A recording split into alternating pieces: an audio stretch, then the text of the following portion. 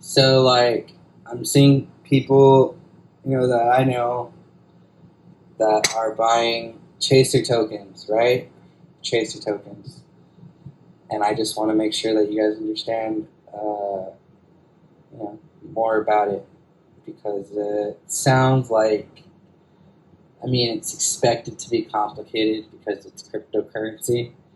That doesn't necessarily mean that the app itself is going to be complicated.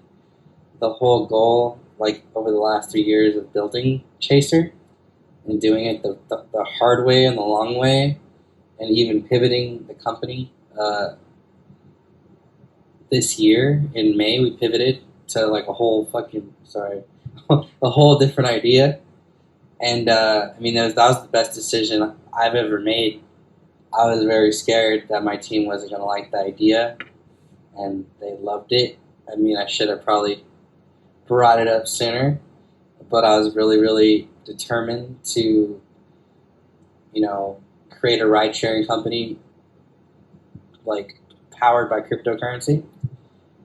But this pivot that we did actually, eventually, when people start to use it a lot and it grows and grows and grows, the network grows, people are going to decide what they want to use it for, including ride sharing. It won't be that hard actually to even use it for ride sharing. But it's not anything that we are focusing on because we are focusing on social networking meets on-demand delivery. That's what we're focused on.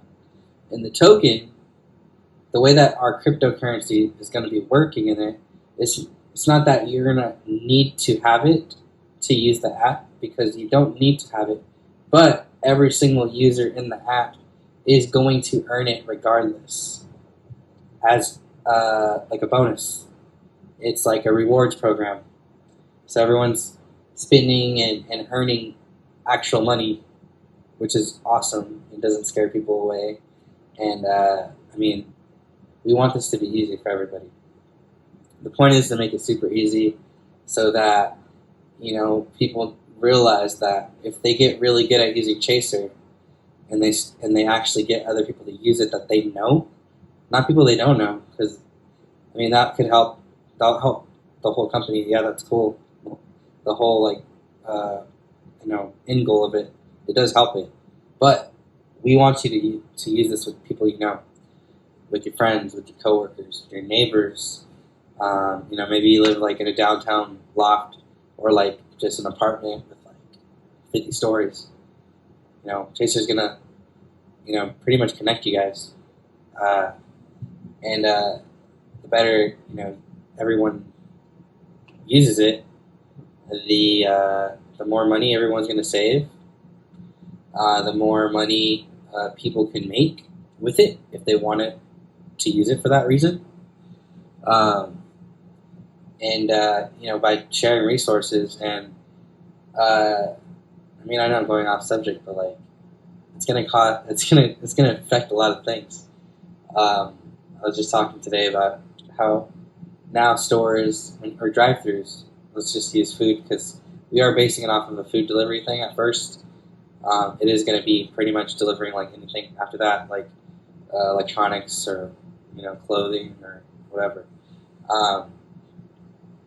So one thing we were talking about today is that I was like, well, when you go to like McDonald's and stuff, there's probably a lot of Uber Eats and Postmates and DoorDash drivers in these lines, getting like, I don't know, $6 or like $15 worth of food, and that's it, right?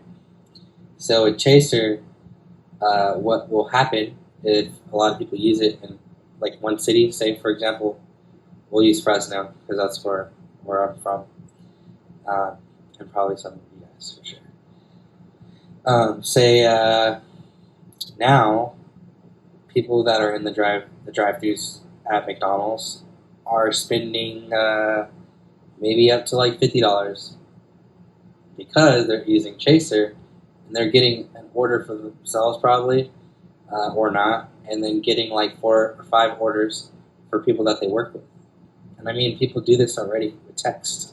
They text each other. They wait for the replies. They give each other their Venmo, PayPal, Cash App. They wait for them to send the money if they don't have enough to buy theirs up front. There's some awkward tension when they get back. Like, oh, I'm sorry, you're going to pay me. If maybe they didn't pay them up front and they're all pay you later. Maybe they never pay them later. Maybe it ruins friendships after a while. I mean, so chasyr, it's like you're going to take a whole bunch of orders to the same place, and you're going to know everybody that you're getting this stuff for, because you work with them, or you live in the same neighborhood. Maybe you're roommates, maybe you're family. Maybe you're just friends, and you're dropping it off to their house. Maybe you're gonna eat with them after because you guys are friends. So that's kind of cool too. It's gonna cause less traffic in drive-throughs or just in general. I mean, for McDonald's, I guess I should have just used a local place because it would actually sound cooler. But McDonald's will now have bigger transactions happening and less traffic. They're making more money quicker. One of our missions is to just support local, because corporations are already successful. When you see an advertisement for Starbucks, it's not like, hey, come try Starbucks. No, it's just promoting their new product because everybody knows what Starbucks is.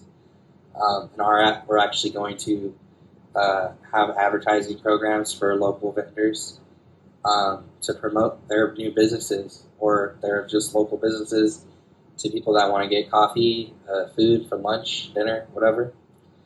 And it's kind of like a win-win for everybody. And the cool thing is that when we first launch our app, we're not going to charge any fees at all in our MVP, our minimum viable product.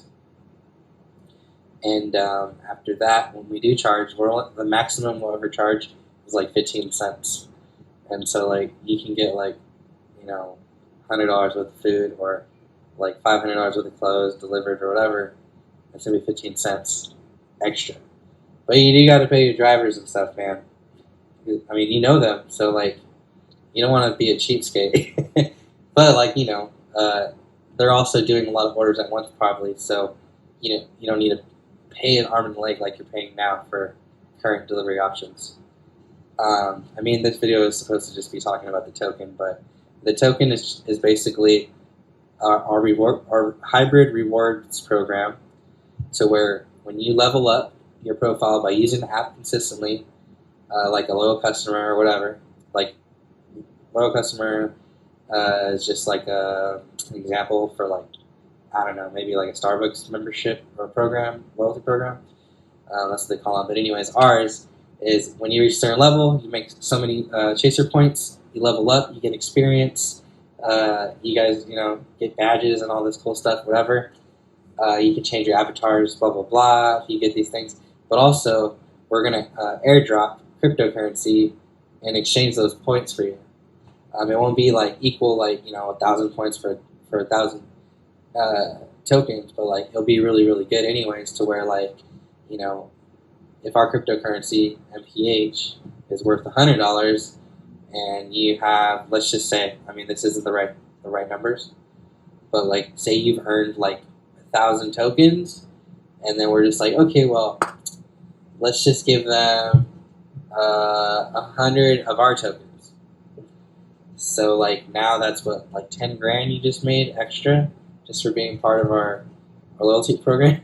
And the cool thing is that it's not going to cost us, chasyr, anything, because we created the currency.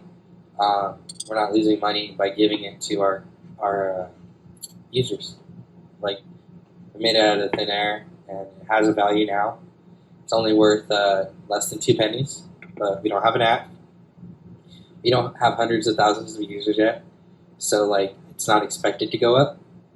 If it goes up, it's because people are buying it now, which people are starting to do because they're realizing that if they buy it now, and they get a whole bunch of them, then when they use the app later, and it's worth more, if it's worth more, instead of using their cash that day, whatever money they have, from their paychecks, to buy food.